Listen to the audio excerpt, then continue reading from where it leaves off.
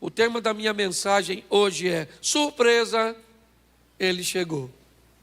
Hoje eu quero mostrar a você que foi uma grande surpresa quando Jesus chegou. Quando ele chegou neste mundo com sua presença, sua maneira de conduzir as coisas era uma maneira que, no mínimo, dava a ele, o título de diferente. As pessoas não conseguiam entender muito bem a maneira cuja qual ele se posicionava.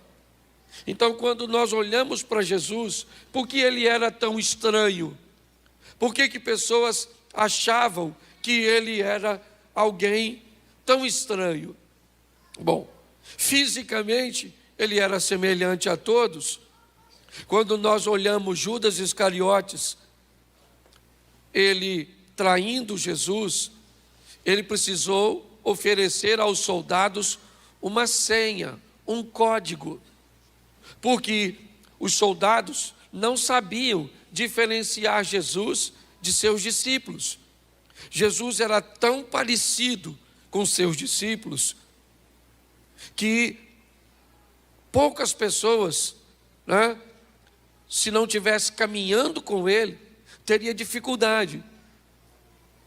Normalmente, se você observar, até nos filmes que nós olhamos, quando nós olhamos para aqueles filmes, para aquelas fotos, você pode notar que há uma semelhança muito grande de aparência, de vestimenta. Hoje, inevitavelmente, é muito comum em determinados ambientes nós conseguimos identificar quem é o chefe, quem é o pastor. Tem a ver com roupa, tem a ver com cadeira, tem a ver com lugar, tem a ver com posicionamento, que consegue diferenciar. Jesus, ao contrário, certo? Ele buscava se fazer próximo, ele buscava se fazer igual às pessoas no que diz respeito à aparência, mas bem diferente no que diz respeito a valores e postura. Então, fisicamente, ele era igual, mas quando ele se comportava, ele era diferente. Então, para todos era uma grande surpresa. Por quê? Porque ele traz um modelo novo, um modelo diferente. A maneira, e é isso que eu vou mostrar a vocês hoje. Ele chegou, e quem é ele? Ele é o diferente. Mas diferente por quê? Ele se veste diferente? Não, ele se veste igual a todo mundo. Por quê? Porque ele não frequenta a festa? Não, ele ia às festas. Por quê? O que fazia de Jesus, alguém diferente dos demais? O posicionamento de seus valores, a maneira cuja qual ele defendia aquilo que ele acreditava. Jesus era altamente influente, uma capacidade muito alta de influenciar. Esqueça a sua divindade, porque se Jesus fazia isso porque era Deus, com certeza nós não vamos poder replicar o modelo, porque nós não somos. Se Jesus usava algum poder divino para buscar exercer esse nível de influência, nós não teremos sucesso. Por quê? Porque nós não temos esse poder. É importante você entender que tudo que ele conduzia com a sua humanidade, com a maneira de ser um ser humano, porém a postura e o posicionamento dele era diferente. Tá? Eu vou pedir só aí para ter cuidado com a criança se fizer barulho, tá bom? Tem o berçário ali, dá um pulinho lá, tá bom? Então, olhe para mim. João capítulo 7, verso de número 46, é o primeiro texto que eu quero colocar. Eu quero colocar a princípio 3 textos com vocês. João 7, 46. Responderam os servidores: nunca, repita comigo, nunca. Nunca homem algum falou assim como este homem. Preste atenção, porque aqui nós vamos notar o primeiro ambiente que eu quero citar para vocês sobre a diferença de Jesus. Quem são os servidores aqui? Me parece que alguns soldados ou alguns homens preparados e enviados pelos escribas, para pegar Jesus, prendê-lo, capturá-lo e levar à presença deles, me parece que a princípio para um simples interrogatório. Aí os servidores vão para lá onde Jesus está ensinando, está pregando, com o propósito de prender Jesus. Quando eles chegam, provavelmente tem bastante gente e eles não vão se arriscar prender Jesus naquele ambiente onde ele está rodeado de pessoas que querem ouvi-lo. Vai gerar confusão. Então, inevitavelmente, eles param para escutar o que Jesus está dizendo, para depois que escutar Jesus falar, ele diz, espera ele falar, quando essa multidão for embora, a gente vai lá e prende o homem e leva. Só que quando eles começam a ouvir Jesus, ele descobre que ele é bem diferente de todos os homens que eles já ouviram. A maneira que ele fala é altamente, né, ou com muita autoridade, mas ao mesmo tempo ele consegue ter amor quando fala. Ele confronta a verdade, estabelecendo os princípios, e os homens estão escutando Jesus falar, para depois prendê-lo. Quando Jesus termina de falar, ele desiste de prendê-lo. E falou, não vai rolar, não vai dar para prender esse cara. E aí ele volta para dar notícia para aquela turma. E ele diz assim, nunca. Eu fico imaginando a cara dos escribas e fariseus. Olha, nunca nós escutamos, nunca, homem algum falou com este homem, igual a ele. Em outras palavras, eles estão dizendo, cara, além de nós não prendermos, quase que a gente não volta. Quase que a gente fica por lá e vira discípulo dele. Por quê? Porque ele é muito diferente de todos vocês. Sabe? Nunca homem algum falou desse jeito. Segundo texto, João, capítulo 9, verso 32. João 9, 32, dá uma olhada nesse texto. Desde que o mundo é mundo, nunca se ouviu que alguém abrisse os olhos de um cego de nascença. Preste atenção que novamente o texto diz que nunca, não havia ninguém. Jesus chega para romper com o modelo. Dá uma confusão danada, porque ele cura um cego, era sábado esse dia, os caras não gostavam. Por que os caras não gostavam? Porque eles não tinham autoridade para curar ninguém. Então, quando eles viram Jesus fazendo algo, eles criaram um problema. Eles estão questionando a cura do cara. Jesus acaba de dar vista para um cego, e aí estão interrogando o cego. Como é que você ficou curado? Ele falou, foi o Jesus aí, rapaz, passou aqui, cuspiu, fez um lodo, passou no meu olho, mandou eu me lavar. Quando eu voltei, eu estava vendo. E alguém falou, não pode, ele é do diabo. Ele falou, rapaz, não quero saber se ele é do diabo, eu quero saber só uma coisa, eu era cego, agora estou vendo, maluco. Não, chama o pai dele, que isso é, entendeu? Uma fraude. Aí chamaram o pai e a mãe do cego. Primeira vez que o cego está vendo os pais. Lá vem os pais. Eu imagino ele perguntando, são eles? Que é a primeira vez que vejo, sou de nascença. E aí os pais viram o ex-cego. E aí os escribas começam a interrogar os pais. Esse aqui é filho do senhor? Ele falou, meu menino. Ele era cego? Quando saiu de casa hoje era. Mas como é que ele está vendo? Ele falou, eu não sei. Pergunta a ele aí. Aí volta para o cego, ou para o ex-cego, e diz, como é que você está vendo? Ele falou, vou falar com você, o camarada cuspiu, fez um logo, já falei 3 vezes.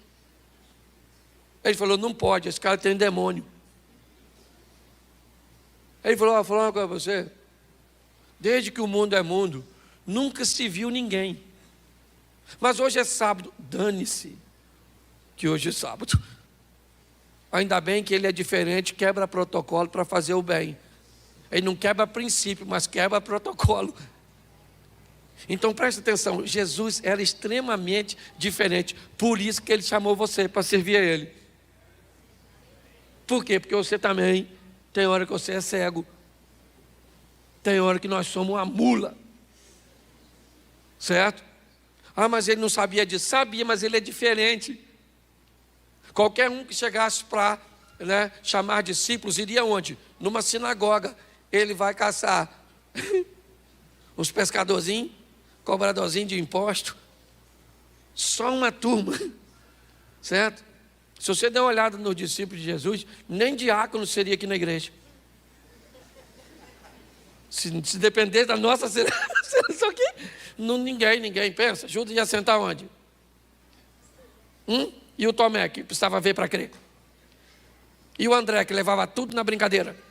Tem um garotinho aí que tem 5 pães e 2 peixinhos. O que é isso para tanta gente? E o Pedro, que puxava uma faquinha para atacar os outros. E o Tiago, que era chamado filho do trovão. Pensa, isso é quase uma quadrilha. Certo? Provavelmente eles não teriam requisitos para cumprir o nosso protocolo. Mas Jesus não trata como nós tratamos. E é por isso que Ele nos ama e nos chamou. Porque sabe do potencial que nós temos. E muito desse potencial sequer ainda se revelou. Então nunca foi o que disse esse cara. Nunca se ouviu. O que ele está fazendo é algo que nunca foi feito. Coloca o último texto aqui. João 3:2. João 3:2. É uma narrativa de Nicodemos. Este foi ter de noite com Jesus e disse-lhe: Rabi, bem sabemos que és mestre vindo de Deus, porque ninguém pode fazer esses sinais que tu fazes se Deus não for com ele. Presta atenção, nunca se ouviu que alguém falava assim. Nunca um cego de nascença viu. Nunca, certo? Ninguém pode fazer isso que o Senhor faz se Deus não for com ele. Note que todos os textos diz que Jesus é diferente. E o que ele falou para mim e para você? Seja diferente também. Ah, pastor, eu sou. Lá no meu trabalho, não me misturo. Ah, pastor, eu sou diferente. Eu não vejo televisão. Eu não vejo nada, sabe? Estou esperando Jesus voltar. Não é disso, não. Ah, pastor, eu uso uma saia lá em cima. Ou melhor, lá embaixo.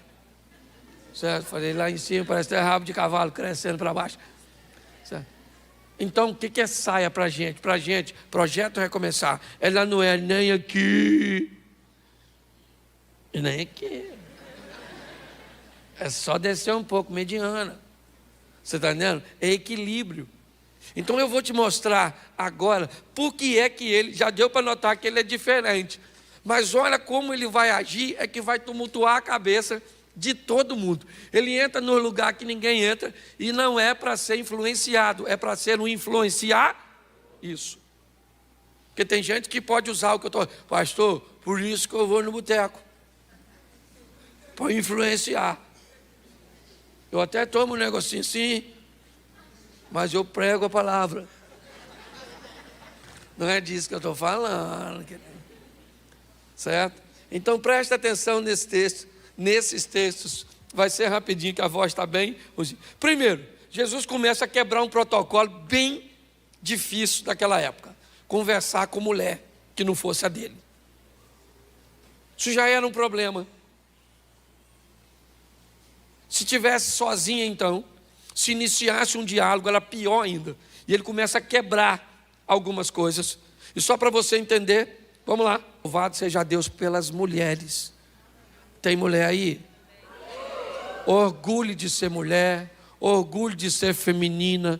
Motive essa feminilidade nas meninas.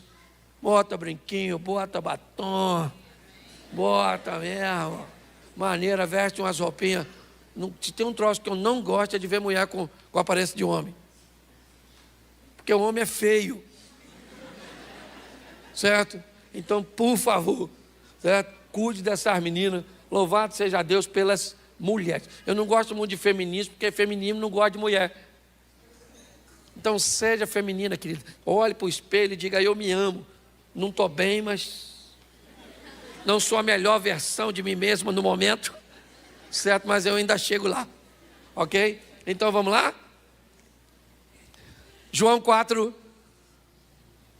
27.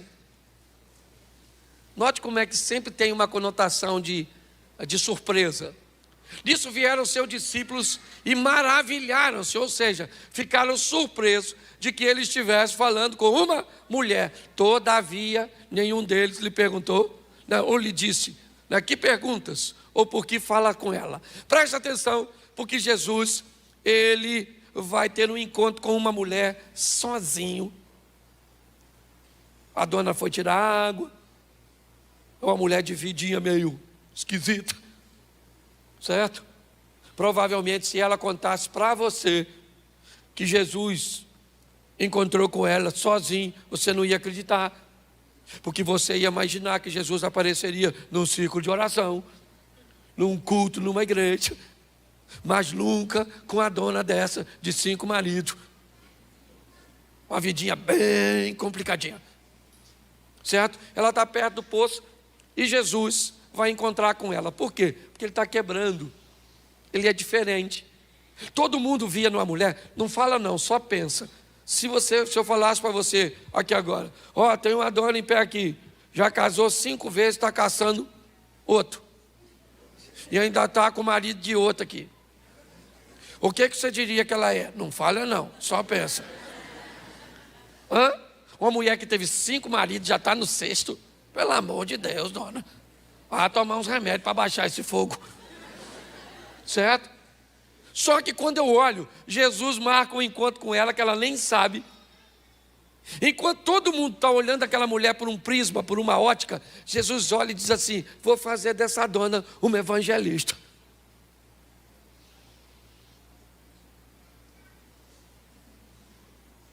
Essa? Jesus sabe quem ela é, não. Essa dona vai virar evangelista. Sabe o que mais me encanta nesse texto de João 4? É que Jesus manda 11, ou melhor, 12 de seus discípulos ir a Samaria comprar comida. Eles entram na cidade de Samaria, compram comida e não chamam ninguém para ter um encontro com Jesus. Volta os 12 caras trazendo comida sem ninguém. A mulher vai sozinha. Chegou lá e falou para os homens: aí, encontrei um cara lá na beira do poço. Alguém falou: novidade, dona. A senhora encontrar um homem, fala algo novo. Ela falou: não, eu estou falando sério. E eu tenho quase certeza que ele é o Messias. Você não falaria assim? O Messias? Conversando com a senhora? Ele apareceria para qualquer pessoa, dona, mas não com os seus atributos. Ela falou: estou falando, contou tudo que eu tenho vivido. E os discípulos que vão à cidade voltam sem ninguém, e a mulher que vai sozinha leva um montão de gente. Pare para pensar.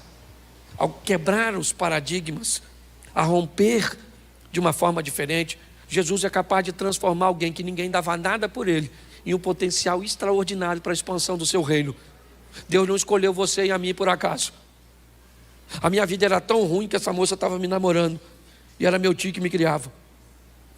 Meu tio falou para ela aqui, larga esse menino, que isso não tem futuro, isso não vai a lugar nenhum, isso não é nada, e provavelmente daqui uns anos não vai ser coisa nenhuma. Olha que palavra profética extraordinária, do homem que me amava, que era meu tio. Só que ele me olhava pelos olhos humanos, enquanto a ótica de Deus estava sobre a minha vida.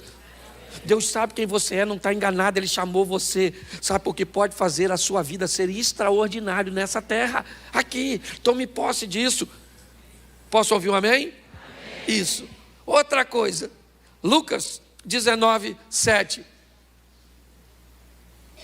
Lucas 19, 7. Vendo tudo isso, murmurava, dizendo que entrava para ser hóspede de um pecador. Está lá Jesus de novo, surpreendendo as pessoas.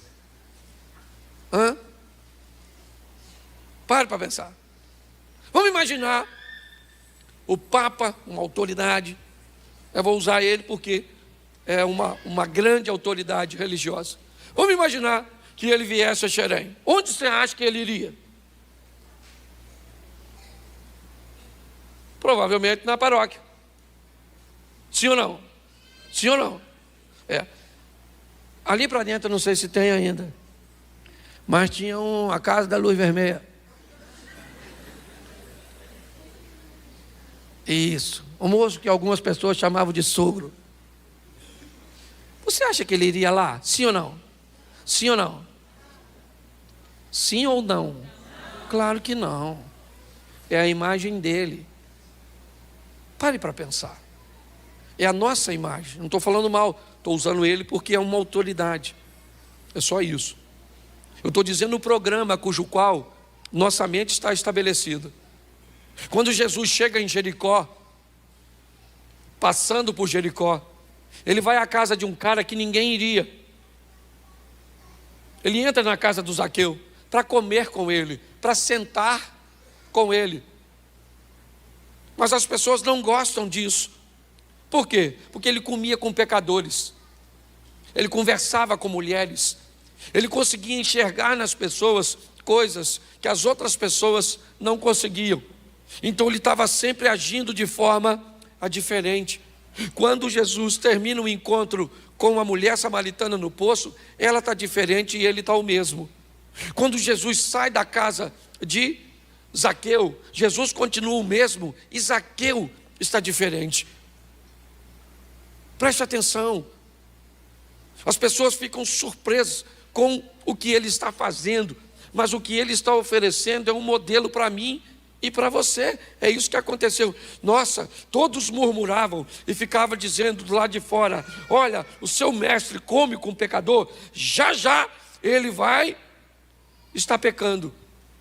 E no final da reunião, Zaqueu se levanta e faz uma confissão. E Jesus disse: hoje veio a salvação a essa casa, porque também este é um filho de Abraão. Então dá licença agora que eu estou indo embora, mas cumpri o meu propósito aqui. Ele era diferente e surpreendia-se, ou todos se surpreendiam com ele. João 8:9. João 8:9. Isso. Quando ouviram isso, saíram um a um, a começar pelos mais velhos até os últimos. Ficaram só Jesus e a mulher que estava no meio. Preste atenção. Essa é a mulher adúltera de João 8. Jesus agora vai, me parece, entrar no ápice de uma confusão mental daqueles que estão perto dele. Jesus vai defender alguém que está errado. É um momento muito importante. Tem diversas testemunhas que trazem a mulher. Ela foi pega em flagrante de adultério. Não é falso testemunho. Ela estava adulterando. Todo mundo sabia que ela estava adulterando. Não havia uma informação equivocada. Mas agora Jesus vai quebrar. Ele vai defender alguém, mesmo sabendo que esse alguém está errado. Esse é um campo bem minado para Jesus. Tão minado que uma decisão dele equivocada pode fazer com que ele seja apedrejado também, contrariando uma lei de Moisés. Quando eles observam que o que Jesus está fazendo, eles ficam confusos. Mas o desfecho dessa história é muito interessante. Porque você pode dizer para mim: pastor, Jesus está defendendo uma mulher que estava errada? Não. Ele não está defendendo uma mulher que está errada. Ele está defendendo uma mulher que cometeu um erro e está sendo julgada e condenada por pessoas que também erram. É isso. O que ele teve foi a coragem de dizer para todo mundo o seguinte: vocês não têm moral para julgar essa mulher e dar uma pedrada nela. O único aqui nesse ambiente que poderia apedrejá-la sou eu, e eu não vou apedrejá-la. Acabou. Vocês podem ir para casa guardar a pedrinha de vocês, porque vocês não vão matar ninguém. O que ele está fazendo, gente? Ele está surpreendendo as pessoas, dizendo para mim e para você: eu sei quem você é, eu vou terminar expondo isso para você. Mas ele te defende, mesmo sabendo que você mente. Ele te defende, mesmo sabendo que você rouba. Ele te defende, mesmo sabendo que você tem vícios. Ele te defende, ou nos defende, mesmo sabendo que nós estamos errados. Não porque vai se tornar conivente aos nossos erros. Não. Mas porque tem autoridade para perdoar pecados e nos dar uma novidade de vida. É isso. Vamos lá? Marcos 10, 14. Já estou terminando. Marcos 10, 14. Coloca para mim. Jesus, porém, vendo isso, indignou-se e disse-lhes: deixai vir a mim os pequeninos, e não os impeçais, porque dos tais é o reino de Deus. O que ele é? Ele é um mestre, ele é um rabi, ele é um homem altamente ocupado. Ele não vai perder tempo com crianças, com um grupo que não vai prestar atenção nele. Pare para pensar. Esse era o modelo do rabino. Ele não aceitava nem mulheres sentadas aos pés deles, quanto mais criança, barulhenta, não prestando atenção. Quando de repente alguém está trazendo as crianças para perto de Jesus, os discípulos digam: não. O que essas crianças estão fazendo aqui? Jesus disse: não, deixa as crianças vir até a mim, eu vou orar por elas, eu vou abençoá-las. O que ele está sendo? Diferente. Só isso. É isso que o mundo está precisando, de gente diferente. Sabe qual é o grande problema do Evangelho? A modernização do Evangelho está tornando todo mundo igual. Esse é o grande problema. Vamos falar um palavrão agora, mesmo sendo crente. Por quê? Porque o palavrão é só para ativar, é só para fazer alguma coisa, para extravasar. Vamos nos vestir como todo mundo está se vestindo. Eu digo, de maneira onde não há decência, onde não há ordem. Eu não estou dizendo para viver de uma forma retrógrada, ultrapassada ou fora da moda. Não é isso que eu estou dizendo. Mas hoje está difícil demais, dependendo do ambiente que você vá. Você vê pessoas dizendo que são crentes. Eu até entendo, porque para mim, crente é a primeira fase do processo. Preste atenção, o diabo é crente, sim ou não? Mas ele não é cristão. Certo? Crente é aquele que conhece, entende, respeita e crê. Cristão é aquele que copia Cristo, que segue, que obedece a Cristo. Ser crente é apenas uma primeira fase do processo. Essa é a grande verdade. Eu, quando eu olho a minha caminhada cristã, eu estou aí com 30 anos, 31 anos, no Evangelho. E eu levei, acredito, que quase 15 para transicionar de crente para cristão.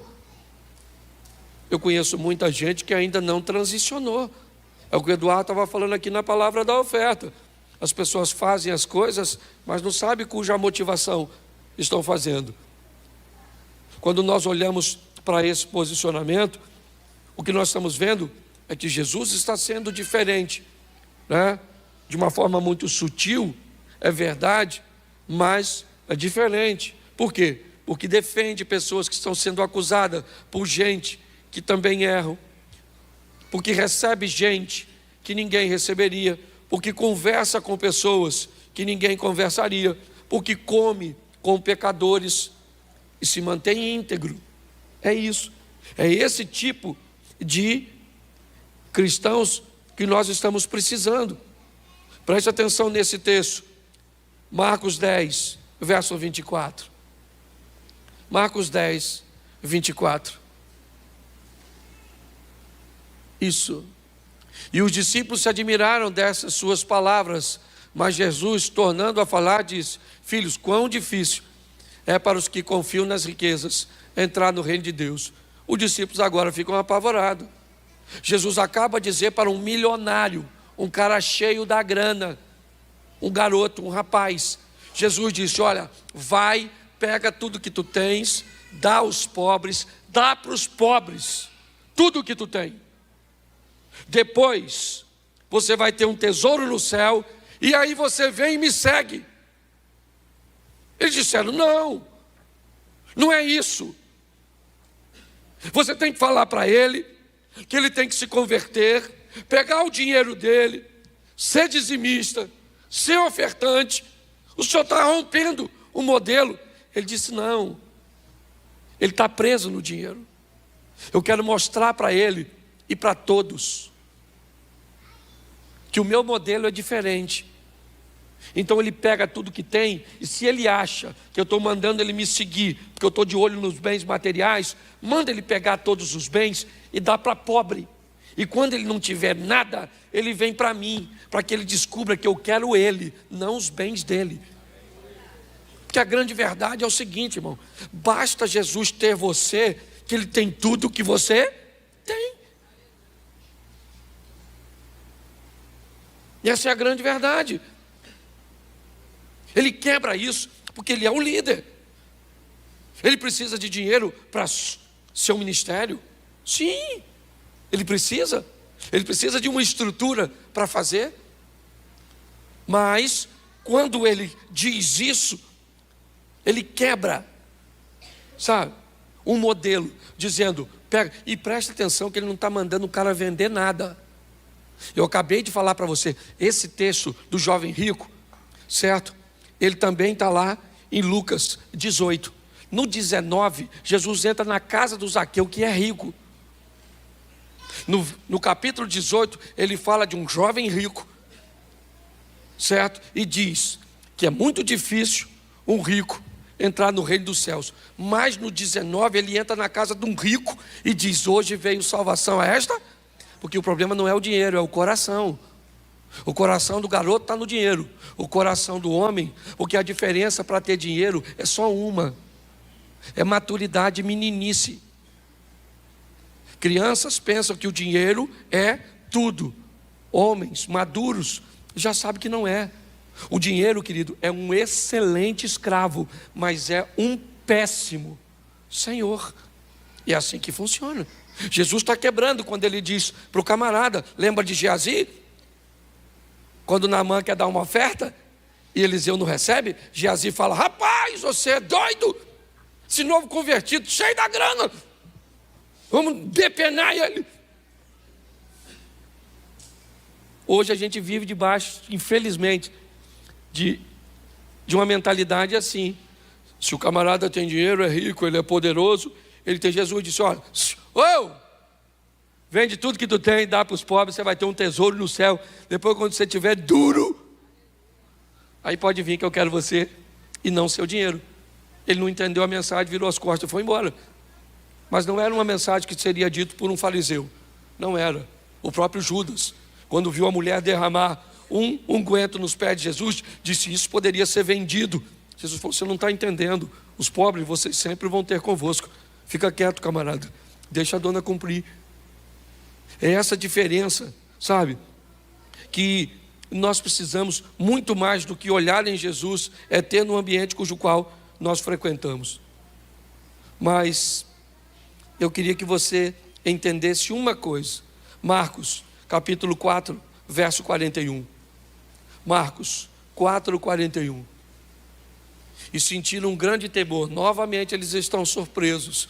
E eles dizem uns aos outros: mas quem é este que até o vento e o mar lhe obedecem?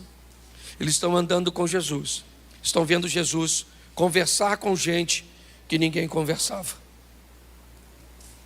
Eles estão andando com Jesus, estão vendo Jesus parar para lidar com situações de maneira cuja qual eles sabiam que nenhum dos líderes daquela época. Ele entra em casa que ninguém entra, ele conversa com ninguém, com pessoas que ninguém conversaria. Ele defende pessoas que estão erradas. Ele conversa e recebe crianças. Ele diz para os ricos: não preciso do seu dinheiro. E agora?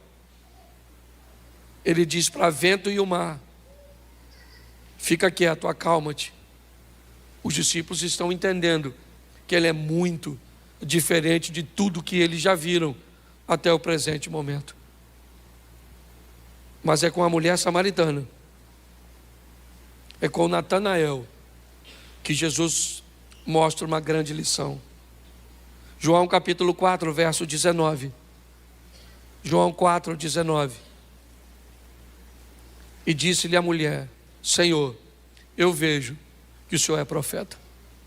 Coloca para mim João 1, 47. João 1, 47.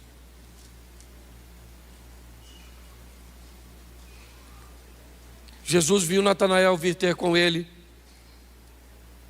e disse dele: eis aqui um verdadeiro israelita, em quem não há dolo. Bota o verso 48 para... Isso. Disse-lhe Natanael: de onde o Senhor me conhece? Ou de onde me conheces tu? Jesus respondeu e disse: antes que Filipe te chamasse, eu te vi, estando tu debaixo da figueira. Preste atenção e eu termino aqui. Jesus disse para a mulher samaritana: você não sabe quem eu sou, mas eu sei quem você é. Jesus disse para Natanael: você não faz ideia de quem eu sou, mas eu sei quem você é. É importante nós entendermos isso. Nós sabemos poucas coisas sobre ele, mas ele sabe tudo sobre nós. Ele sabe tudo sobre a sua infância. Ele sabe tudo sobre a sua adolescência. Ele sabe tudo sobre a sua juventude. Ele sabe tudo sobre o seu casamento. Ele sabe tudo sobre os seus negócios. Ele sabe tudo, tudo, tudo a seu respeito. Essa é a grande verdade. Porém, ele é diferente. Talvez qualquer pessoa que soubesse tudo sobre nós usaria um pouco desse tudo para nos constranger, para nos pressionar. Mas ele não. A proposta dele é dizer: eu sei quem você é, e eu sei que você está errado, mas eu vou te defender. Eu sei que ninguém gostaria de comer com você, mas eu gostaria. Eu sei que ninguém gostaria de estar perto de você, mas eu quero. Mas eu não mereço. Pois é, eu sei quem você é, eu não estou enganado. Eu quero mudar a sua história. Eu quero ter a oportunidade de entrar na sua vida e mudar a sua história para sempre. A grande questão é: as pessoas precisam se surpreender quando você sair da igreja com Jesus. Essa é a grande verdade. As pessoas precisam se surpreender com as suas ações, com seus posicionamentos, com a sua fala, com a sua conduta, com as suas postagens. Elas precisam surpreender, ou se surpreender, quando olhar para você. E a surpresa tem que ser de uma forma positiva, onde você mostre que você é diferente. É só isso. Jesus nunca disse: olha, gente, eu sou diferente dos demais, eu sou melhor do que os demais. Ele nunca disse isso. Mas todo mundo que olhava para ele disse: nunca vimos alguém como ele. Note como ele é diferente. Ninguém te condenou, querida. Se ninguém te condenou, eu também não te condeno. Vá e não peques mais. Preste atenção. Nós temos falado isso o tempo inteiro aqui. Você está à espera de um reino que já chegou. Você está à espera de uma estrutura espiritual que já está disponível para você. Já está disponível para você. Eu vejo pessoas nadando e gritando: eu estou com muita sede. E nadando na água doce. Era só parar um pouquinho e beber e saciar a sede. Quebrar esse modelo mental tem sido um grande desafio nosso. porque tem pessoas esperando Cristo voltar para viver o reino. Mas ele disse na sua oração: venha o teu reino, venha o teu reino agora. É só isso. Seja diferente, não dizendo que é diferente, mas fazendo com que as pessoas vejam: o fulano é diferente na hora de negociar. Nossa, você negocia desse jeito? Nossa, você age dessa forma? Ah, é. Eu me posiciono assim. Eu gostaria que você abrisse a sua Bíblia em Gênesis, no capítulo de número 37, o versículo de número 2.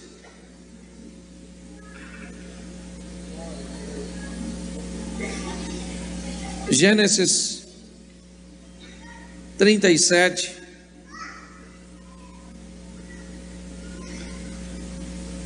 verso 2, diz assim: estas são as gerações de Jacó. Sendo José de 17 anos, apacentava as ovelhas com seus irmãos. Sendo ainda muito jovem, andava com os filhos de Bila e com os filhos de Zilpa, mulheres de seu pai, e trazia más notícias deles a seu pai.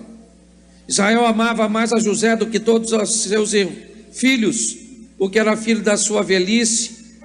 Ele fez uma túnica de várias cores. Vendo, pois, os seus irmãos que seu pai o amava mais do que todos eles, odiaram-no e não podiam falar com ele pacificamente.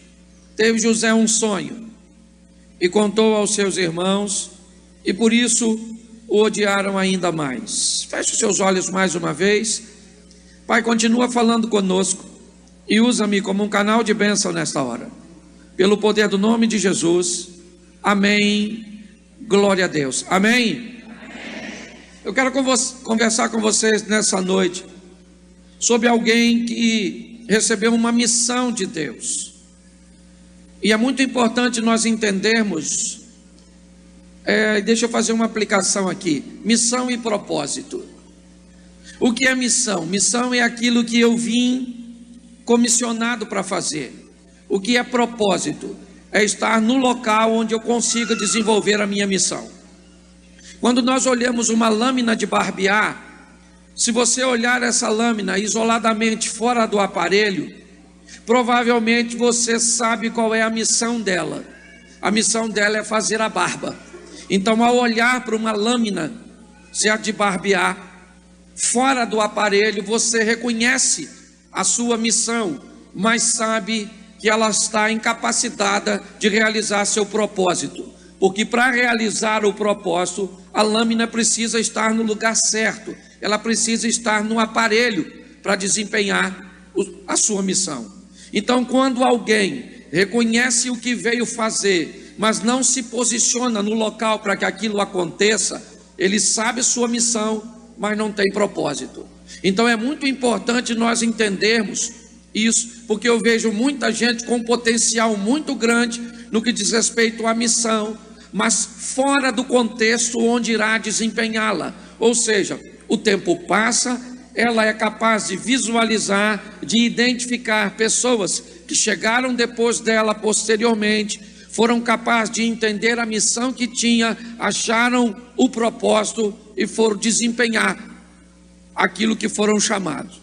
Então é importantíssimo nós entendermos isso. E eu quero pegar hoje no exemplo de José e conversar um pouco com vocês sobre alguém que tinha uma missão, mas que precisava, para desempenhar tal missão, reconhecer seu propósito, estar no local onde ela seria desempenhada. Vamos dar uma olhada um pouquinho na história de José. Ele é filho de Raquel, uma mulher que Jacó amava. O sonho de Raquel era ser mãe, e ela lutou muito para que isso acontecesse. Teve que ver o homem que ela amava se casar com sua irmã mais velha primeiro. Teve que ver essa irmã mais velha ser mãe diversas vezes primeiro que ela. Depois, para conseguir se satisfazer um pouco ou cuidar um pouco de seu ego, ela pega uma de suas criadas e manda se deitar com seu marido. E agora a sua irmã também faz a mesma coisa. O tempo vai passando, e Raquel tem um sonho, o sonho de ser mãe. Um dia isso aconteceu e ela deu à luz a José. E quando eu vejo José como o único filho de Jacó que esboça um sonho, me parece que é fácil entender isso olhando para sua mãe. Provavelmente a narrativa que José cresceu ouvindo é: meu filho, você é o meu sonho, eu sempre sonhei com você, eu nunca desisti de você. Seus irmãos nasceram aí à sua frente porque eu não podia gerar filhos, mas eu pedi a Deus. Eu tive problema com seu pai, mas eu nunca desisti de sonhar. Deixa eu falar uma coisa para você: se você quer alguma coisa nessa vida de forma positiva, anda com alguém que vai falar que conquistou. Fique perto de gente que não desistiu de seu propósito, que conseguiu vencer. Livre os seus ouvidos da companhia dos derrotados, incapacitados, das pessoas que não foram a lugar nenhum. Quando eu olho José sonhando, me parece que aquilo que Raquel falou para ele: não desisti, sonhei com você, meu filho, você só está vivo porque eu lutei para ter você, não desisti do casamento, não desisti de ser mãe, não desisti, garoto. Então eu quero falar uma coisa para você: afaste-se das pessoas que não realizam as coisas, porque elas, além de não realizar, vão ficar muito chateadas de ver você fazer, certo? Sai de perto. Quando eu olho para José, ele é pequenininho, mas eu imagino ele sendo impregnado por sua mãe, sobre sonhos, sobre os valores, sobre princípios. E a Bíblia diz: ensina o menino o caminho que ele deve andar, porque ele vai crescer e não vai se desviar dele. O texto diz que ele é o irmão mais novo. O texto diz que ele vai lidar com seus irmãos mais velhos. O texto também diz que seus irmãos mais velhos têm um comportamento ruim, nocivo. E José se mantém no princípio por causa de suas bases, por causa de seus valores. É ali que aquele menino está convivendo. Então, se ele teve uma mãe que sonha, e deixa eu falar uma coisa com você: viver perto de sonhador é o maior barato. Conta seu sonho para alguém que sonha e olha para a pessoa, ela fica inquieta. O que ela está esperando? Você acabar de falar seu sonho. Porque a hora que você acabar de falar o seu, sabe o que ela vai fazer? Contar o dela. É ou não é? Não, eu quero comprar um carro assim, queria morar numa casa assim, eu queria casar com uma menina assim, eu queria fazer assim, e o outro fica esperando. Acabou, agora eu vou falar o meu, que eu também tenho. Agora conta seu sonho para quem não sonha. E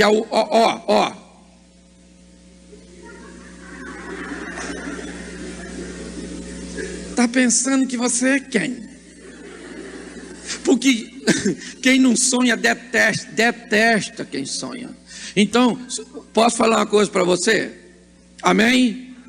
Procura sonhador e fica perto de quem sonha. É ou não é? Fique perto de quem sonha, porque ele vai estimular você a sonhar também. Quem aqui gostaria de falar inglês? Levanta a mão. Pois é, baixa a mão. Tu anda com quem fala?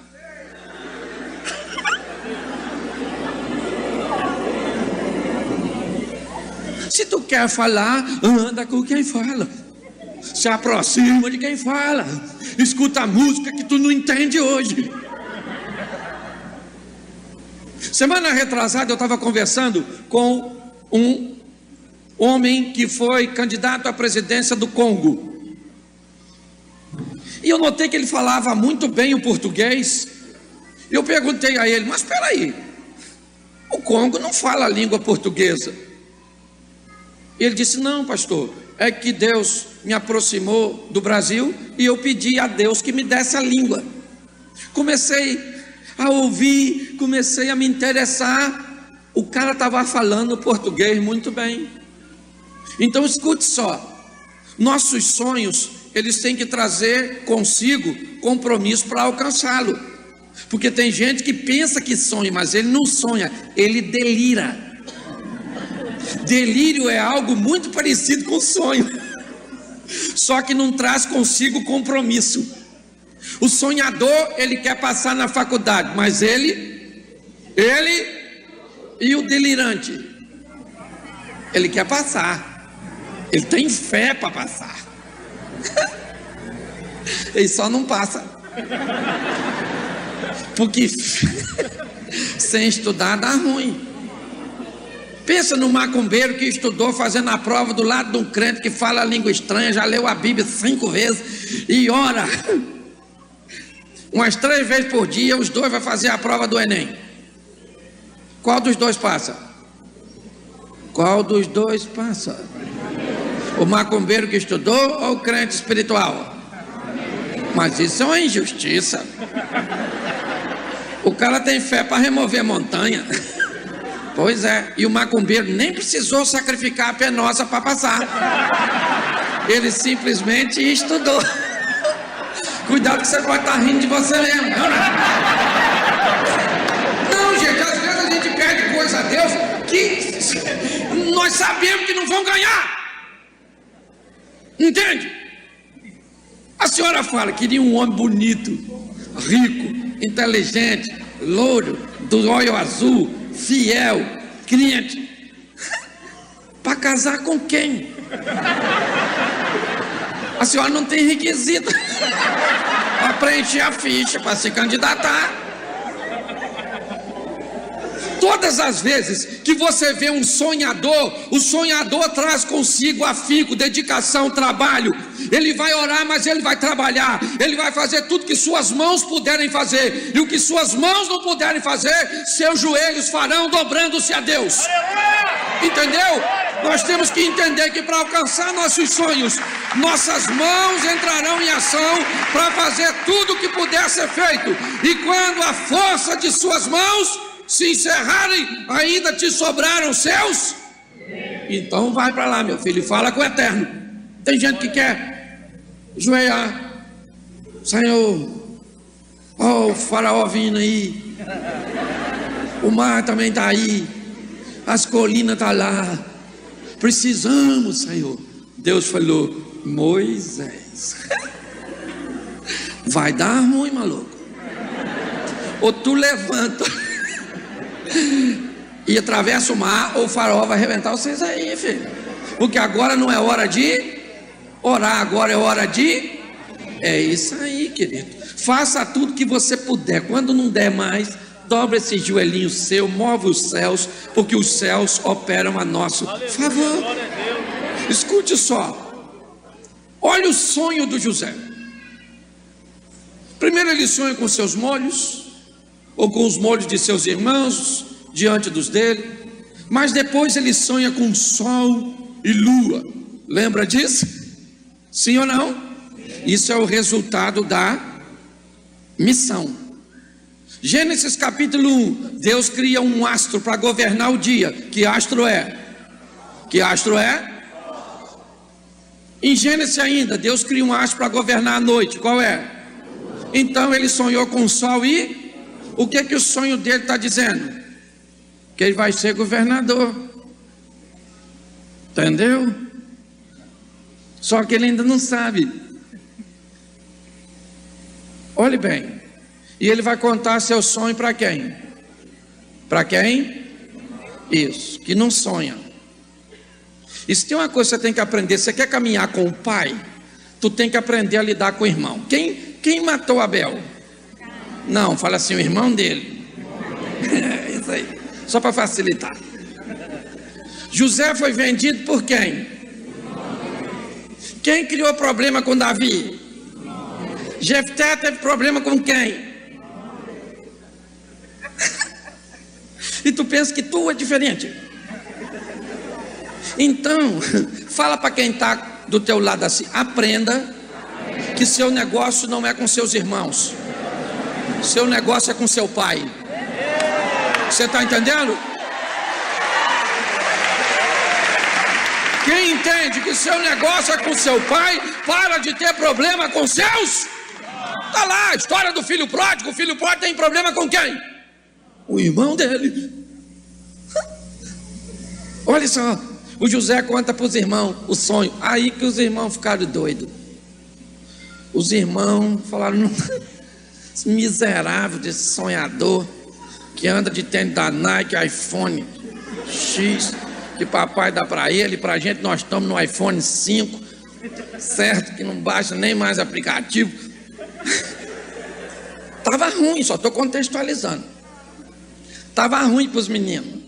Aí, gente, olha só, o José era um sonhador vivendo no meio de alguém que não.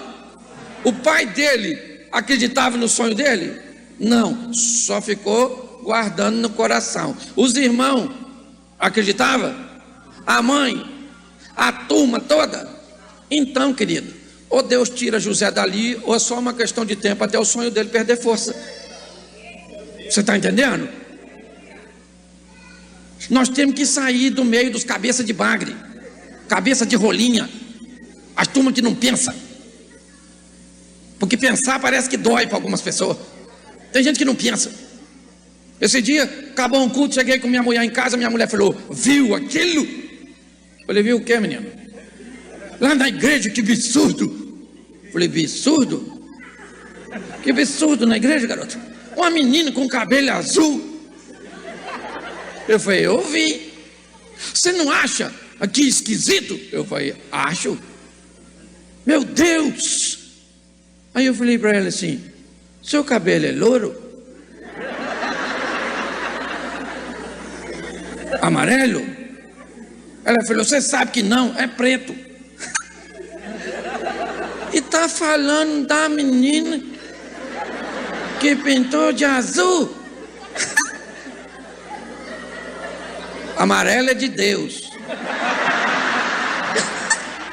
Religiosidade. Eu recebi uma grande lição esses dias.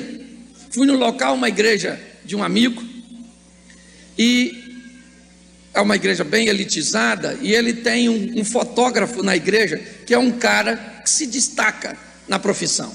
O cara fotografa celebridades, jogadores, artistas. Ele não fotografa nudez não, mas fotografa às vezes a dona com a mão assim, só de biquíni. E é o trabalho dele. Ele postou na rede social. Mas um cara crente, piedoso, cheio do Espírito Santo, fiel. Uma irmã da igreja viu, chamou o pastor e falou: pastor, só tem que tomar uma providência contra o irmão fotógrafo. Aqui não é de Deus não, irmão. Aqui não é rede social de um homem de Deus. Falou do homem. Aí o pastor olhou para ela e falou assim: eu não sei o que eu vou fazer com o fulano. Aí ela falou assim: mas eu não estou falando desse irmão, estou falando do fotógrafo. Ele falou: não, mas porque esse irmão é fotógrafo. O irmão que eu estou falando é ginecologista. Se nós vamos disciplinar o fotógrafo, o que nós vamos fazer com o ginecologista? A nossa mente precisa ampliar um pouquinho, gente. Parece que o negócio de WhatsApp atrofiou. Então nós precisamos ampliar. Sai de perto de cabeça de bagre. Não anda perto de quem não lê a Bíblia. Sai de perto de quem não ora. Pessimista, gente que não é fiel, que faz, sai fora disso, porque senão você não vai para o próximo nível para cumprir sua missão. Olha que coisa louca. Um dia o Jacó, que sabia que os filhos dele não gostavam muito do Zé, chamou José e falou: José, seus irmãos estão demorando, vai lá procurá-los. Mandou o José ir sozinho.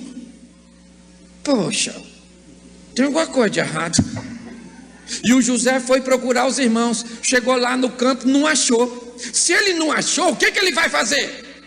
Voltar para casa e falar: pai, não achei os irmãos, tem que fazer uma comitiva maior para procurá-los. Quando José está voltando, um cara achou Zé. Olha só que azar. O cara achou e falou assim: ô rapaz, está procurando quem? Ele falou: meus irmãos. Ele falou: e foi bem para lá. Me deu uma raiva desse cara, porque o Zé não ia ser vendido. Só que o que eu não sabia é que ser vendido era o processo para passar de nível, porque o processo para passar de nível é doloroso, entendeu? Se você não quer sentir dor, fica nesse vidinha sua medíocre. Se você quer passar de nível, a chapa vai esquentar, meu filho, porque crescer dói, amadurecer dói, é ou não é? José vai chegando lá perto dos irmãos. O que os irmãos falou? Lá vem o sonhador. Eles não gostavam, não era simplesmente de José, era de seus sonhos.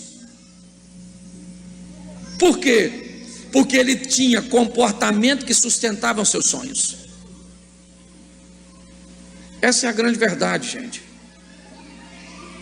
O comportamento de José condizia com o local que estava sendo descrito que ele chegaria, ainda que eles não tivessem a dimensão.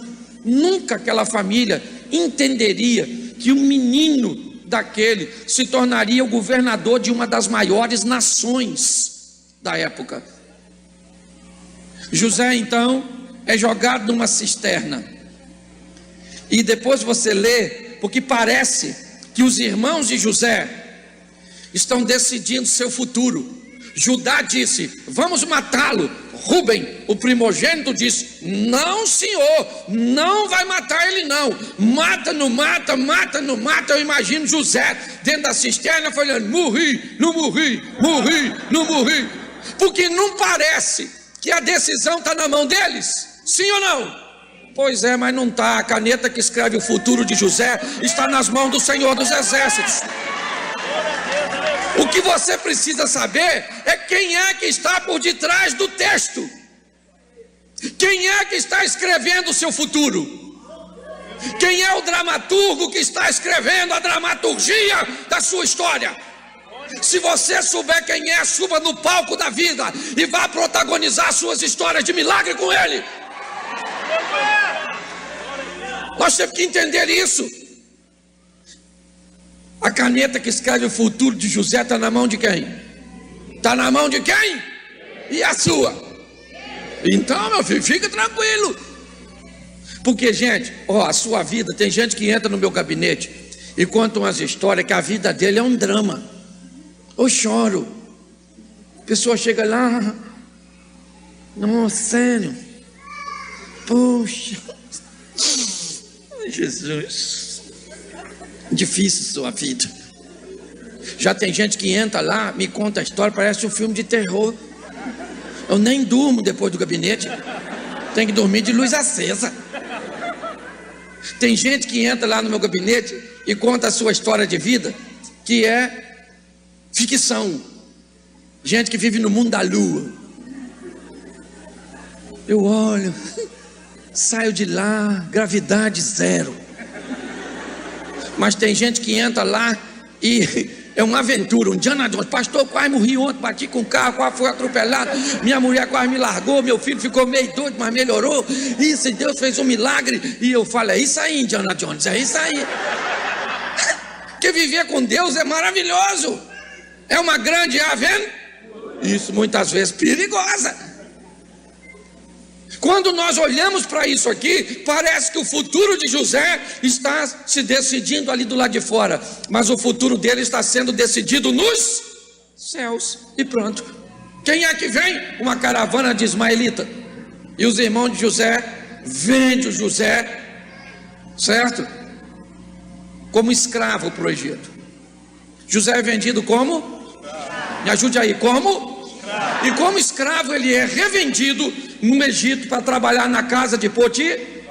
E ele é vendido lá como um escravo. Deixa eu falar uma coisa para você. O importante não é o que as pessoas dizem a seu respeito.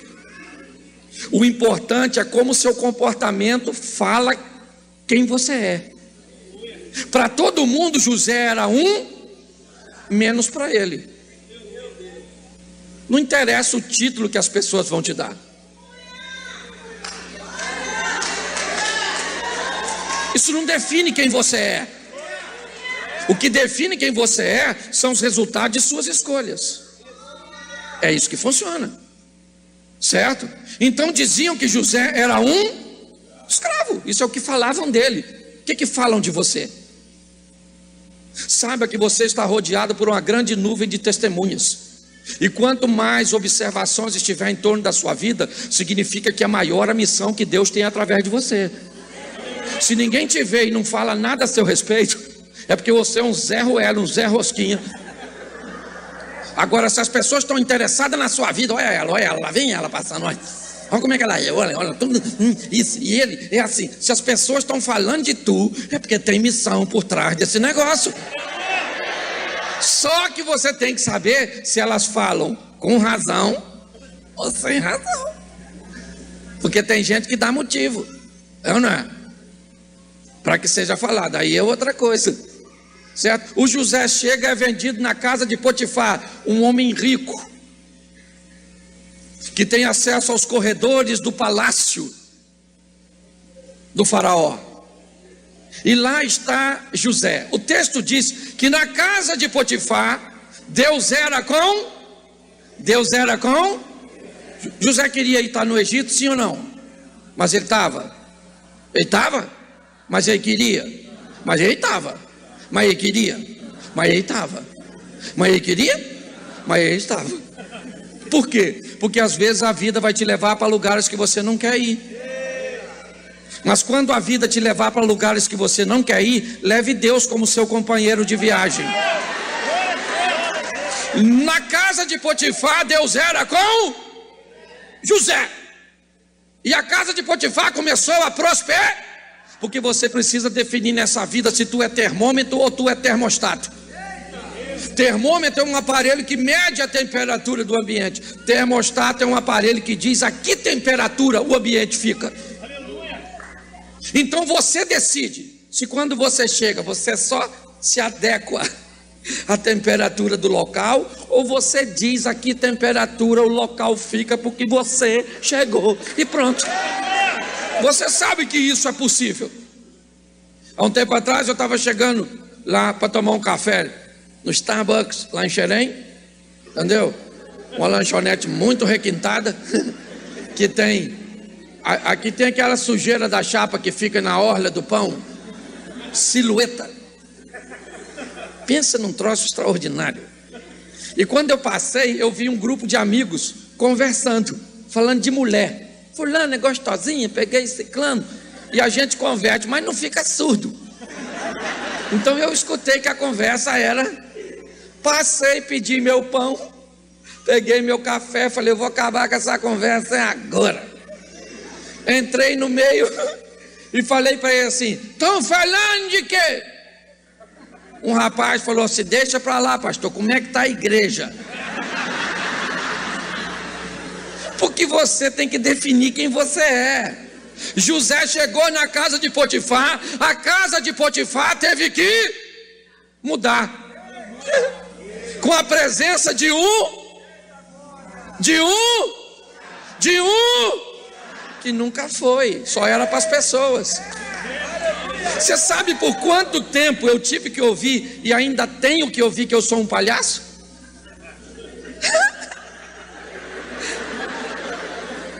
Porque esse é o título que muitas pessoas me deram e ainda só que elas não definem quem eu sou. Entendeu? Não é o que as pessoas dizem a meu respeito, é o que eu faço. Entendeu? E hoje, por exemplo, eu continuo sendo um palhaço para muita gente, mas um palhaço bem sucedido. Quase do Circo de Solé, na verdade.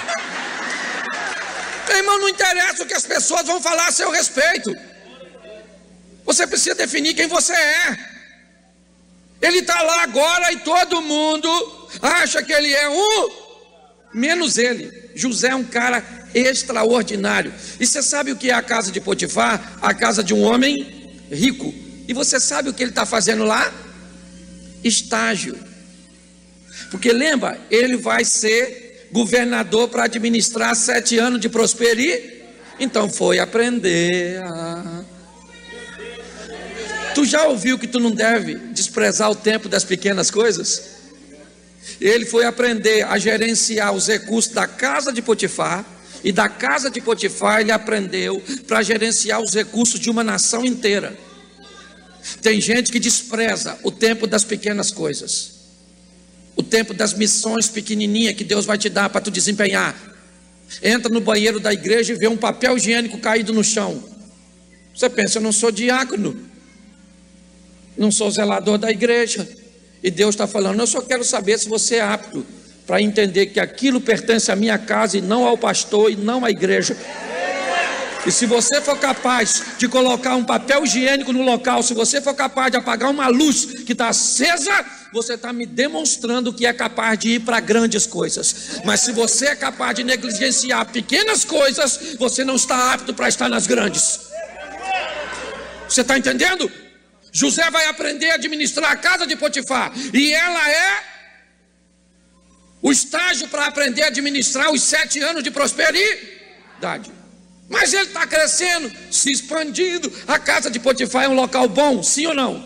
Sim ou não? Ele é o criado maior chefe. Uma das coisas mais perigosas nessa vida não é o ruim, é o bom.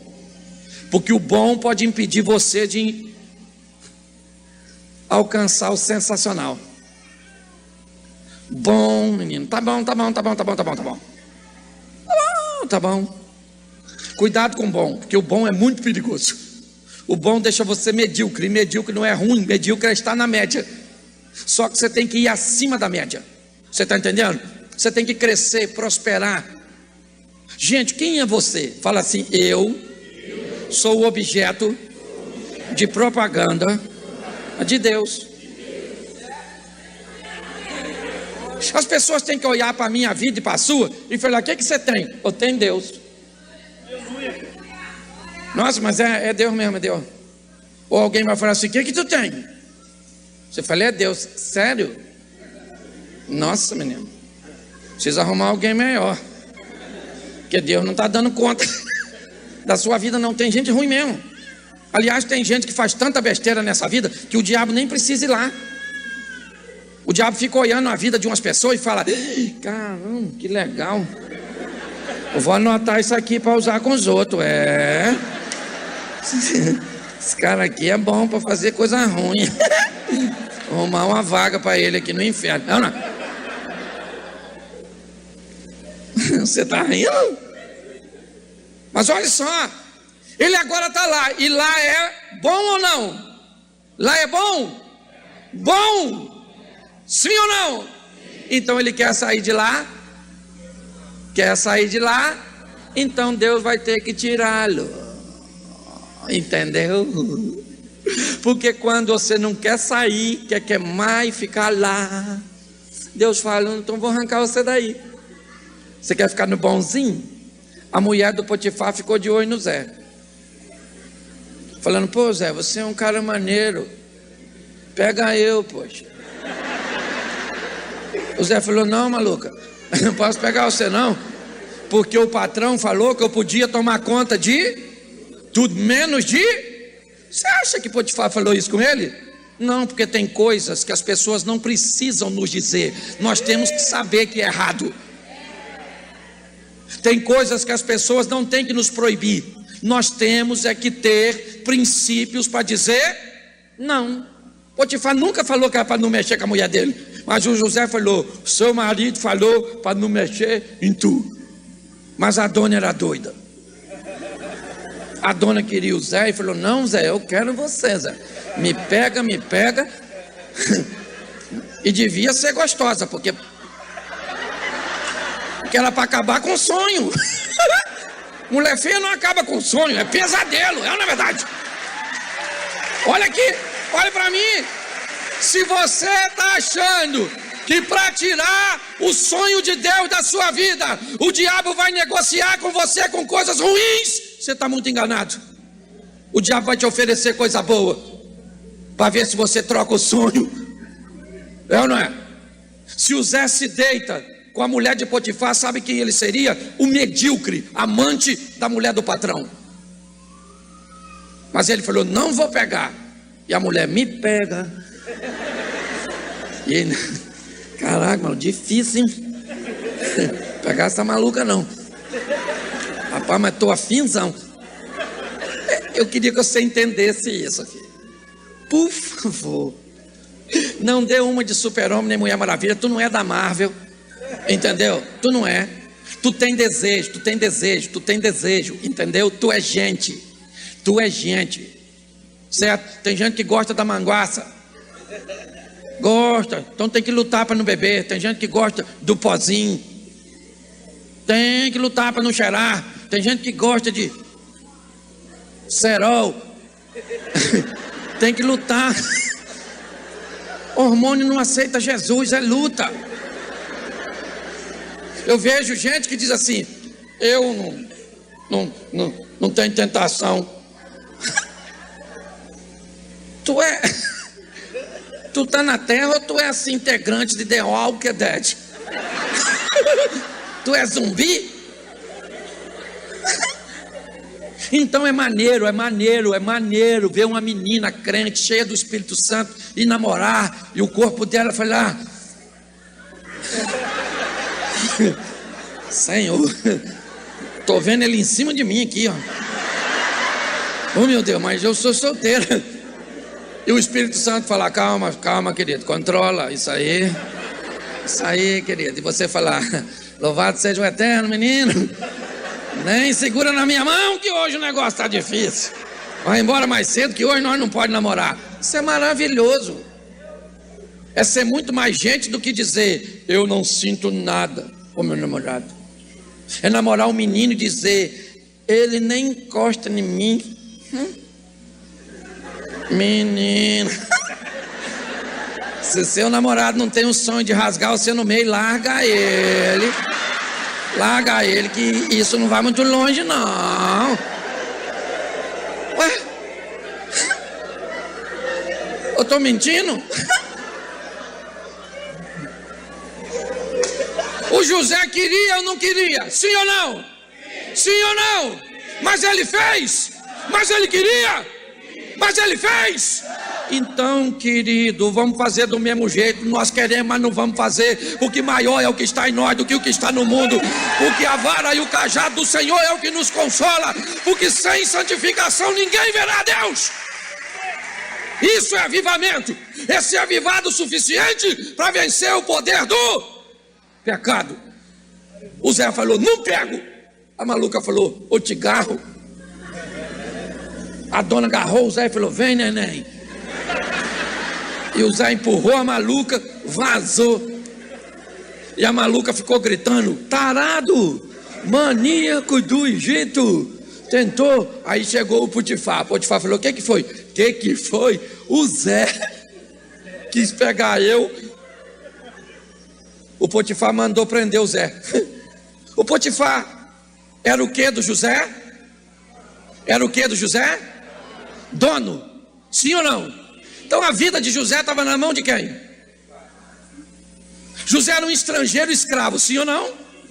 Que tentou violar a integridade da mulher do cara. O que o Potifar vai fazer com Zé? Mandar?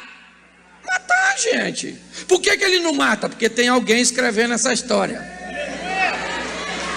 A primeira parte do estágio foi administrar muito. Agora ele vai administrar pouco na prisão e aprender a lidar com escassez. Vai para a prisão. Chegou lá, o que ele falou? Sou inocente. Os presos devem ter falado, nós também. Isso. Olha só que maneiro. O Zé está lá, sabe o que ele fez? Uma tatuagem de caveira. E botou Comando Vermelho do Egito. Foi isso que ele fez? Claro que não. Na prisão Deus era com José. na prisão, na cisterna, olha só, na casa de Potifar, na prisão. O José está andando com quem? E quem anda com Deus tira onda. Fala para quem está do seu lado: quem anda com Deus tira onda. É isso aí, entendeu?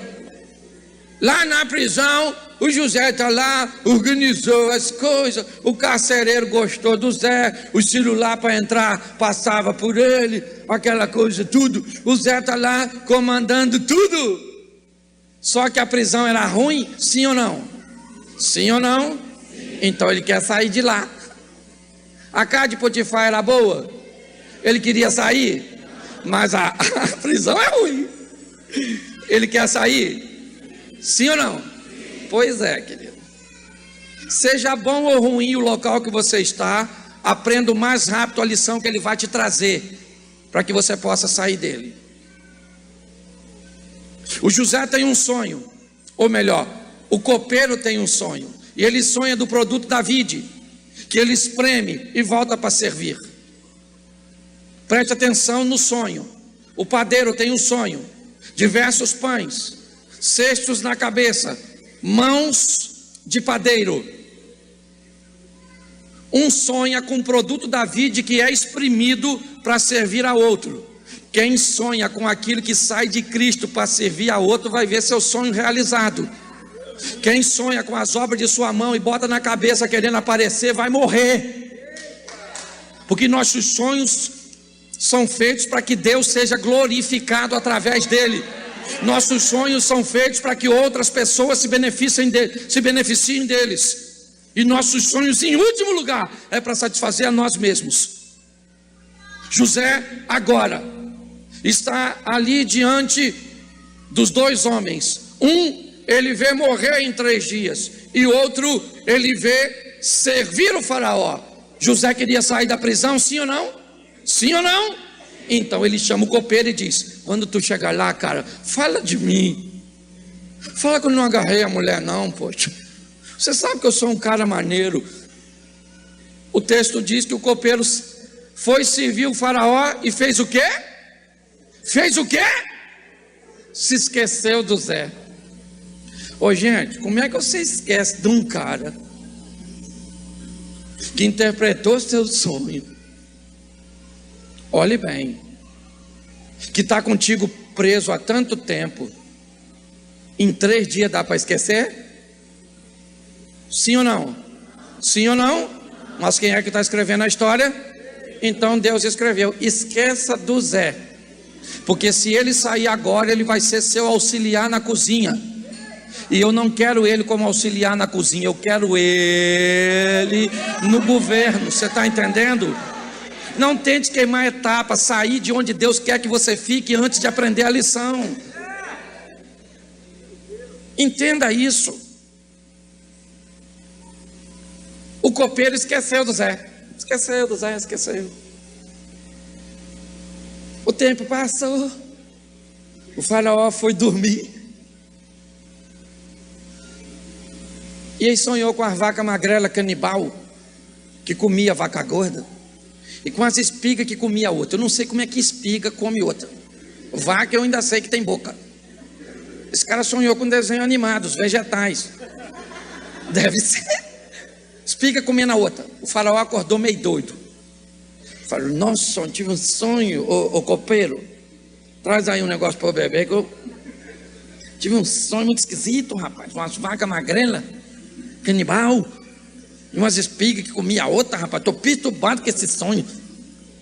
Eu preciso aí que alguém interprete. Ninguém interpretava o sonho do faraó. O copeiro lembrou do Zé.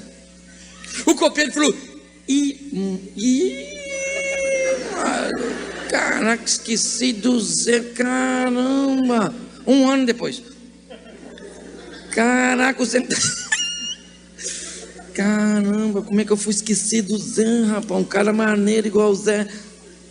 O faraó, tem um cara que estava preso comigo, sim, o Zé.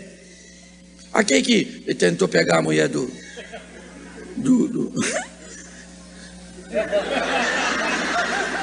e falou que não quis, que eu não sei, que eu estava preso, não sou testemunho.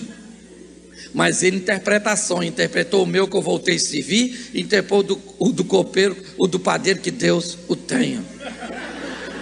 Que foi embora. O faraó falou assim: chama esse tal de Zé. Deram um banho no Zé, fizeram a barba. Eu imagino o Zé chegando perto do faraó e olhando para o copeiro.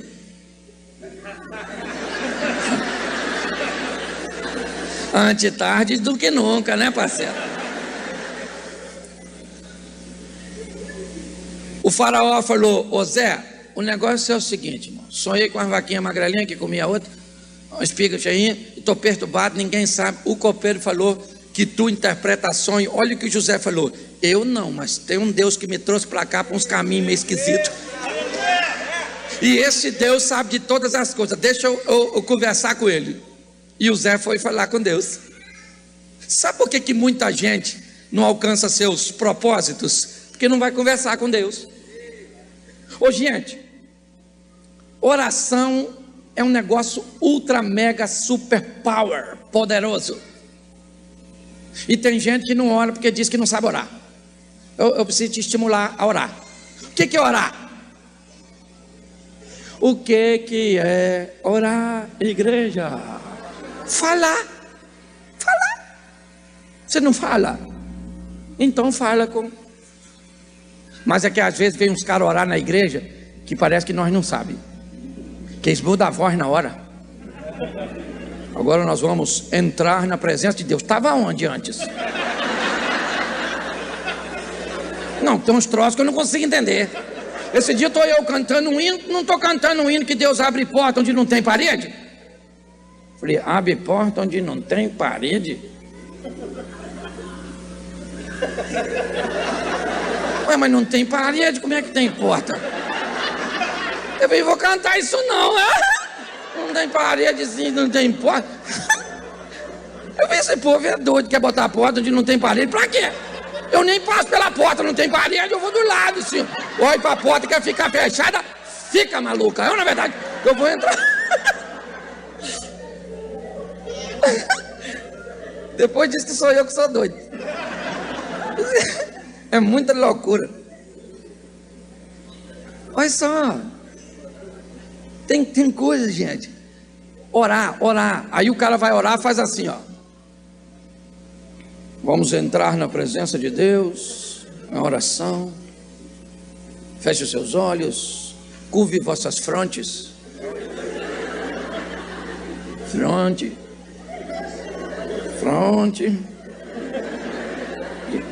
O pessoal está baixando a cabeça, vamos baixar aí para ver se...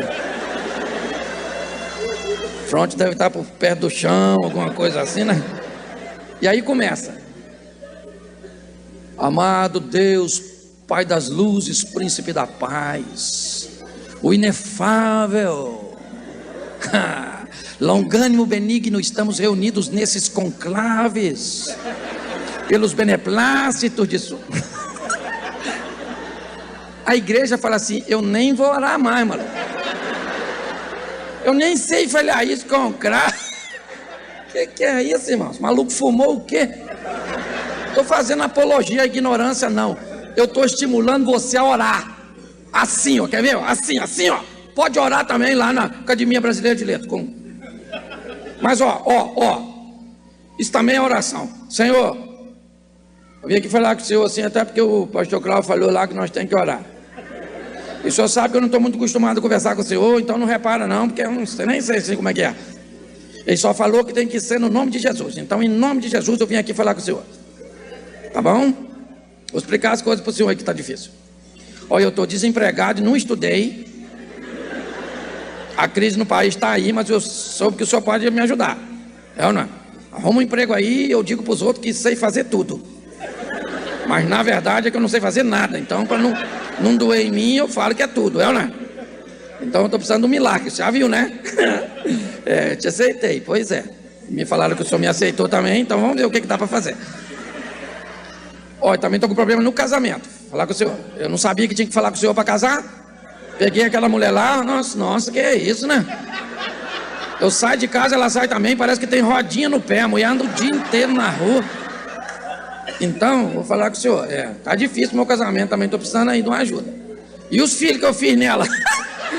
Menino, o que é aquilo, Senhor? Filho é herança. A Bíblia diz que filho é flecha, tem hora que dá vontade de jogar ele longe mesmo. Então, eu estou precisando de um milagre, de uma intervenção. E para piorar as coisas, que eu já estou terminando aqui, depois da manhã minha sogra vem morar aqui. Aí, o que eu quero estimular você? Eu preciso que você entenda que orar é falar com Deus o que está acontecendo com você, meu filho. Rasgue esse coração na presença do Eterno. Foi isso que José foi fazer. Eu imagino José falando: Senhor, o que esse maluco sonhou? Vaca que come a... Esses faraó maluco, rapaz. Espiga comendo a outra. Nem ri, Senhor. Mas o Senhor sabe que eu estava com vontade, né? Mas eu estava preso, vai que eu volto, é ou não? Então me ajuda aí, fala comigo o que esse maluco sonhou. E Deus falou tudinho com José. Deus falou: José, 7 anos de fartura vem. E eles são representados na espiga cheia e na vaca gorda. 7 anos de escassez vem depois, né? Ali firmados na espiga vazia e na vaca magra. José chegou e falou: aí o faraó, segura a parada. A vaca gorda, espiga cheia, 7 anos de escassez, 7 anos de prosperidade. Vaca magra, espiga vazia, 7 anos de escassez. O faraó pediu para ele fazer o quê? Interpretar o. Ele interpretou? Sim ou não? Acabou o que o faraó pediu? Sim ou não? Acabou. Era só para interpretar. Só que José, ele pensava além. Ele terminou de fazer o que o cara pediu e começou a fazer o que o cara não pediu, mas precisava. Proatividade. Ele diz: então vou logo avisando para você, o faraó, ou você muda o sistema de plantio, cultivo, armazenamento e comércio, ou o Egito vai sucumbir. Mude, arrume um homem para tomar conta desse negócio. Um homem. O faraó olhou. Um homem. Ô gente, quem melhor que o Zé? Que interpretou um sonho que ninguém, que me trouxe uma solução que eu nem pedi. Olha só, o faraó falou: a partir de agora, o Zé é o governador dessa jossa. Aqui só quem manda mais que o Zé sou eu. Menino, o Zé agora é o cara, Zefanete Paneia. O Zé tá bonito agora. Se fossem umas pessoas que eu conheço, sabe onde ia? Na casa do Potifar. Porque tem gente que não pode melhorar um pouquinho, que quer se vingar. Quer se vingar. Tu é crente ou feiticeiro?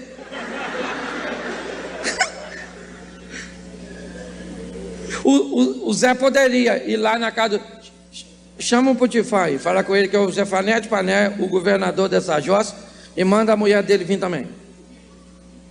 Fala agora, maluca, eu sou o governador. Fala agora, que eu garrei tu. Fala, você cala a boca, chifrudo. Fala agora, você fica quieto. Fala agora. Não peguei você porque não quis. Oferecida. Ele podia fazer isso, sim ou não? Mas estaria perdendo tempo. Não perca tempo com o que te fizeram, com o que aconteceu. Estava tudo escrito, estava tudo escritinho, certo? Tudo que você passou foi apenas para te forjar, para te fortalecer, para você aprender a valorizar as coisas. Para com esse negócio de vingança. Vou me vingar. Esse dia o cara postou na rede social que eu sou o anticristo. Aí eu me vinguei. Estou falando que não é para vingar, pastor. Aí ele falou assim: você pregando desse jeito deve ser o anticristo.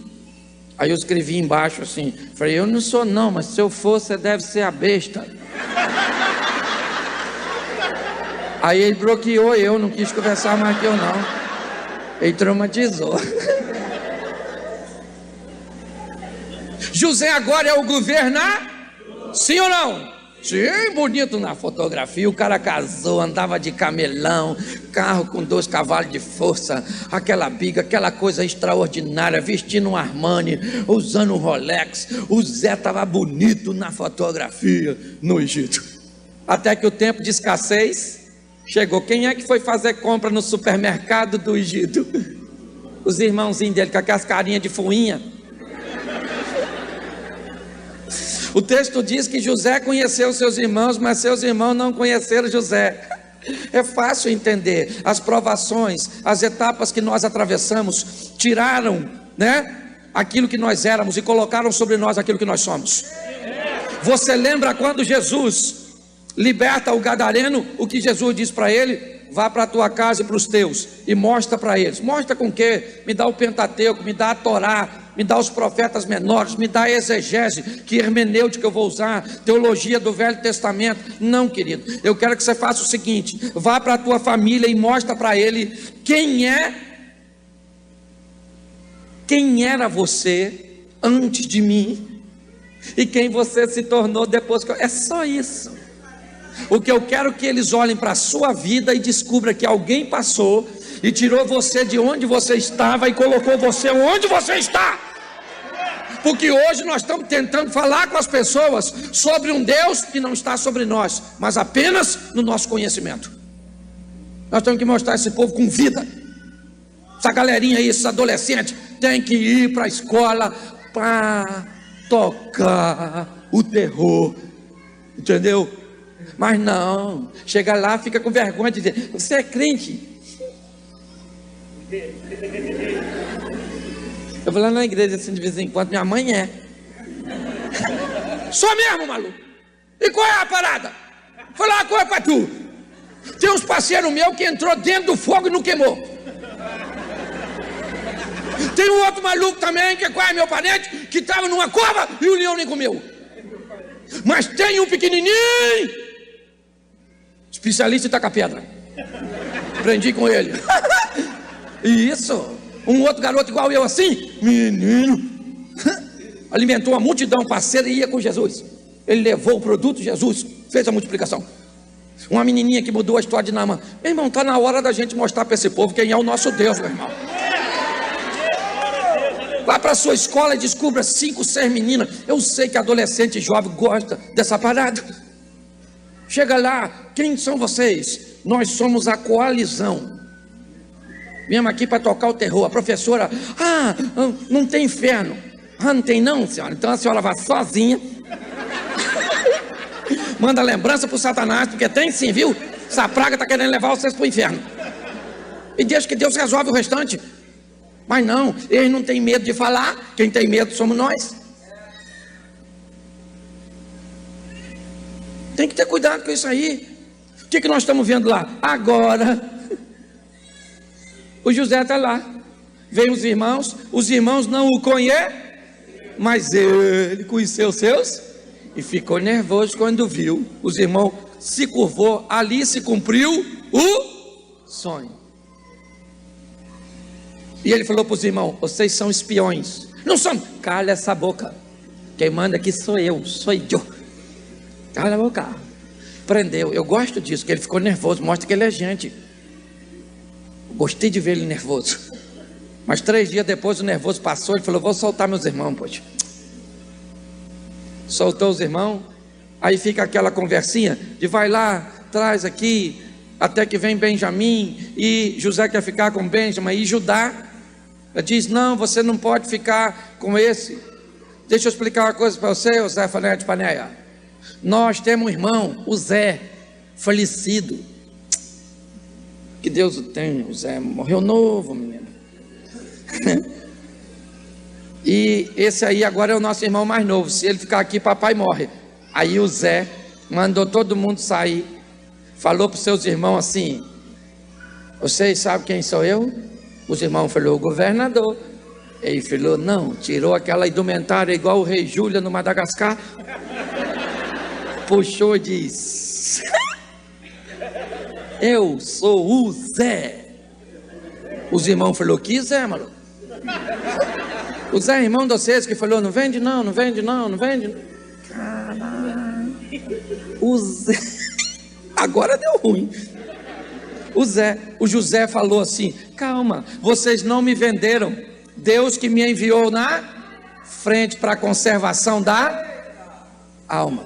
Vai lá e fala com o papai que eu sou o governador. Toma esses carrões, pensa aqueles meninos chegando de carro, lá onde estava o Jacó, dando aquele cavalo de pau. E o Jacó falou, o que esses meninos fizeram? Saltaram o banco do Egito. Eu imagino eles descendo e falando, pai, chega aí. Negócio para falar com o senhor. Lembra do Zé? E o Jacó falando, nem me fala, até hoje tem saudade do Zé. O menino morreu novo. E os irmãos falando, pois é. Olha só.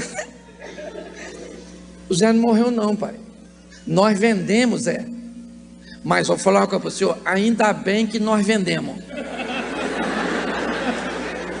Porque, olha, nós sabíamos que o Zé era um menino bom.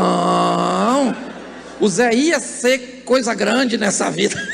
Porque no final é assim que quem torcia a conta tem que vir com o rabinho no meio das pernas, reconhecendo do que Deus está fazendo na sua vida. Olhe bem. Pastor, o que você está querendo dizer com isso? Eu estou querendo dizer, aqui tem sonhador, levante a mão se tem a turma que sonha. Pois é, querido. Pois é. Aprenda com o Zé. Entre o sonho e a realização existe o percurso. No percurso estão as etapas que precisam ser vencidas, ultrapassadas no momento certo. É assim que funciona. Pegue o seu sonho, assuma um compromisso com ele.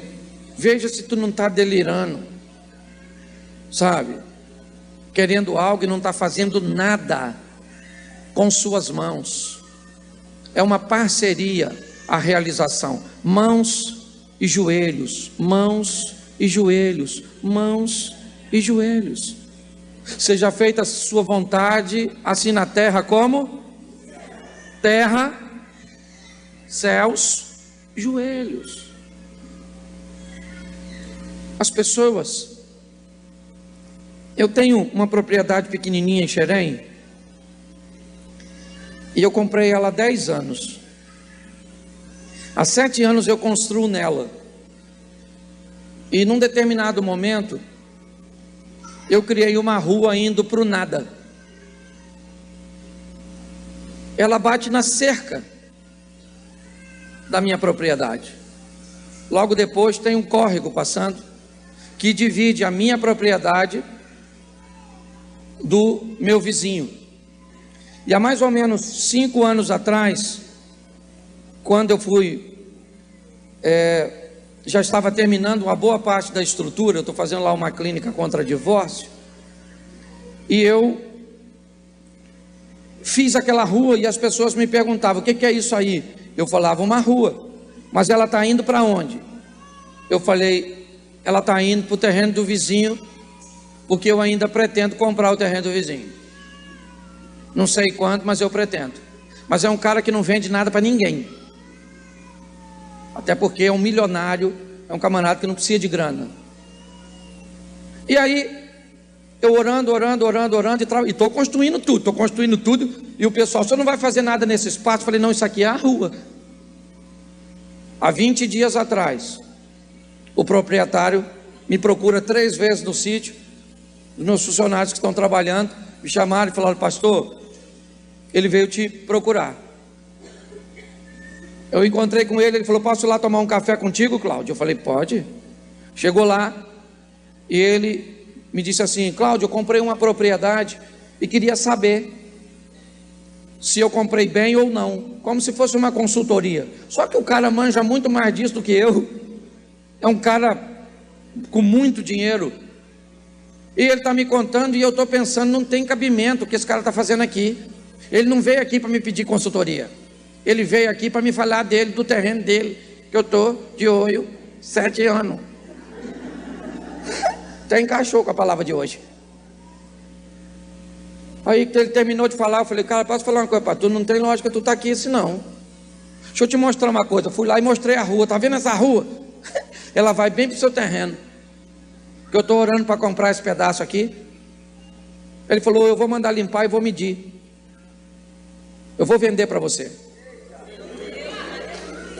Sabe por quê? Porque eu botei a rua. Botei a rua. Minha mulher falou que eu era doido. Fiz uma rua por nada. Acabava assim, eu falei, mas deixa a rua aí, deixa a rua. A rua eu fico com as minhas mãos. E para ele me vender, eu usei meus joelhos. Porque tem coisa que se resolve aqui. Tem coisas que se resolvem aqui. Isso é avivamento.